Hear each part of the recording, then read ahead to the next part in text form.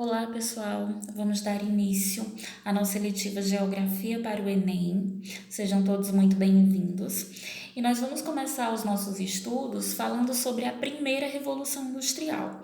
Vale lembrar que nós vamos falar também sobre a segunda e a terceira Revolução Industrial nas próximas aulas, mas nessa aula aqui nós vamos focar na primeira, ok? É um assunto bem fácil de entender, certo? Espero que todos vocês compreendam.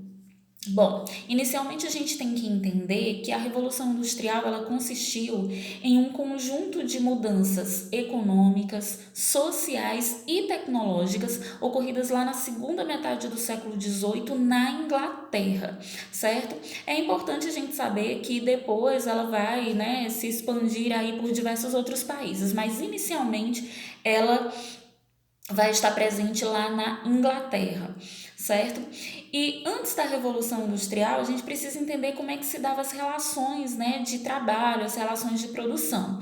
Lá no século XV e XVI, um comerciante, aquela pessoa que tinha dinheiro na época, ela fornecia as matérias-primas e as ferramentas para os artesãos, para alguns artesãos. É importante destacar que esses artesãos, eles não trabalhavam juntos, eles trabalhavam em suas casas, espalhados por aí e ganhavam um salário miserável por isso, certo? Essa forma de trabalho acontecia justamente porque lá nos séculos XV e XVI, estava acontecendo as grandes navegações, ou seja, os europeus estavam saindo, lá do seu continente à procura de novos territórios, à procura de novos mercados consumidores, para dominar, para explorar, certo? Então, começou a surgir a necessidade de produzir de uma forma mais eficiente e mais rápida, para suprir ali a demanda que estava crescendo, a demanda por produtos que estava crescendo naquele momento. Então, esses comerciantes, eles vão fornecer, como eu já falei, essas matérias-primas e também as ferramentas para que esses artesãos, eles possam produzir. Lá no século XVIII, essa forma de produção ela vai sofrer uma mudança muito significativa. Por quê? Esses comerciantes eles vão começar a perceber que lucrariam muito mais caso eles reunissem todos esses artesãos em um único local. Continuariam oferecendo, as matérias-primas e as ferramentas, só que agora eles trabalhariam juntos, eles dividiriam o trabalho. Por que eu falei que eles obteriam mais lucro com isso? Porque agora eles poderiam fiscalizar de perto toda a produção. Então eles saberiam, se estava havendo desperdício de matéria-prima, quanto tempo aquele trabalhador estava levando, para produzir uma determinada mercadoria. Então nasce aí o sistema fabril, começa a surgir aí as fábricas. Agora todos aqueles trabalhadores estão reunidos em um único local, e essa produção ela vai passar a ser dividida, não esqueçam disso, vai ocorrer aí a produção em série, ou seja, o artesão ele não vai fazer todas as etapas da produção sozinho, agora ele vai dividir, na chamada produção em série. Ele vai dividir as etapas de produção daquela mercadoria. Nesse momento aí do surgimento das fábricas, muitas mudanças vão ocorrer em praticamente todos os setores, da sociedade. Primeiro nós vamos ter um crescimento muito significativo das cidades, o cenário daquelas cidades ali vai mudar completamente, porque vai ser marcado, por muitas chaminés, por uma multidão de trabalhadores em todos os lugares. Vai começar, a ocorrer aí um forte desequilíbrio ambiental, graças, a essas indústrias que estão surgindo. Então, a sociedade inglesa, ela vai passar por muitas mudanças, certo? E a gente tem que entender agora o porquê que essa revolução industrial ela vai acontecer primeiro na Inglaterra. A Inglaterra ela reunia motivos suficientes para que isso acontecesse, A primeira delas é que ela tinha muito capital, ou seja, ela tinha muito dinheiro para investir. De onde veio todo esse dinheiro? Lá das grandes navegações, né? A Inglaterra, ela dominou muitos territórios. Então, todo esse dinheiro que ela conseguiu acumular, todo esse capital que ela conseguiu acumular na época das grandes navegações, ela vai investir agora nas fábricas, certo? A posição geográfica da Inglaterra também era muito favorável, né? A gente sabe que a Inglaterra é uma ilha, então ela tinha um acesso muito maior, né, às relações comerciais, né, às relações marítimas ali. Então era mais fácil para a Inglaterra, né, alargar ali o seu mercado consumidor, né, por causa dessa posição geográfica favorável. O mercado interno, né, inglês também era muito bom. Lá no século XVIII, a população inglesa ela cresceu bastante. Então tinha muita gente para comprar aqueles produtos e também para trabalhar, né? Ou seja, tinha abundância aí de mão de obra. Era uma mão de obra abundante, mas também era uma mão de obra desvalorizada. Muita gente para trabalhar, então os donos aí das fábricas, das indústrias acabavam pagando um preço bem pequeno, né, por esse trabalho, né, para esses trabalhadores, certo? O mercado externo também era muito favorável, né, como eu já falei, por causa das grandes navegações, por causa do domínio inglês, né, de vários territórios. Então ela tinha um mercado interno e um mercado externo muito significativo. Tem também a questão, né, do aparecimento da máquina a vapor, que é um dos principais símbolos aí, né, da Revolução Industrial, que surgiu, né, muitos dizem que surgiu ali na Inglaterra, né? A questão dos cercamentos, né, que vocês já devem ter estudado sobre isso, também vai favorecer, né, no surgimento aí, né, das fábricas. O que era esses cercamentos, né?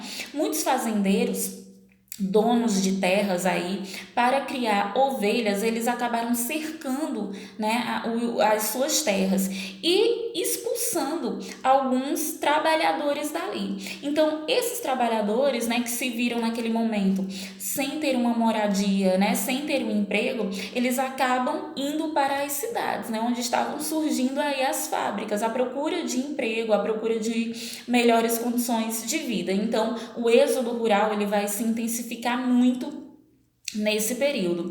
Então, essas aí são as condições, né, favoráveis que ajudaram aí a Inglaterra a promover a primeira Revolução Industrial. Sem falar, né, que lá na Inglaterra tinha muito carvão mineral, não. Tinha muito carvão, tinha muito minério de ferro, certo? Então isso aí também vai ajudar bastante, certo? Depois que a gente já aprendeu um pouquinho aí, né, dos motivos que levaram a Inglaterra a promover aí a primeira Revolução Industrial, a gente precisa saber também como é que vivia, né, esse trabalhador, como era a rotina de trabalho desse proletário, né? Então, a gente precisa saber, né? Eu tenho certeza que vocês sabem disso, que naquele momento não existiam leis trabalhistas.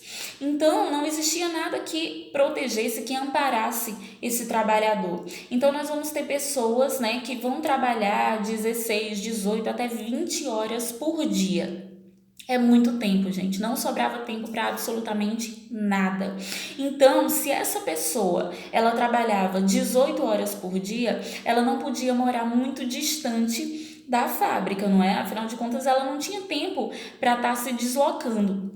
Então vai nascer, né, vai surgir aí em volta das fábricas os bairros, né, industriais. As pessoas vão construir suas casinhas ali em volta da fábrica.